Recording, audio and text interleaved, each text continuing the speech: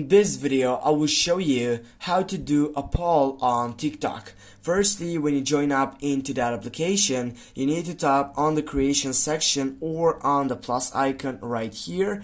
When you get there, you can upload the session from your site. I will go with this video, then go next. And then, as you can see here, you need to take over on the second selection, which is for stickers. And right after you get there, you're gonna be available to go to that poll section right here. And here, guys, you can take over, say, for example, ask a question with this one. And here I will set wow.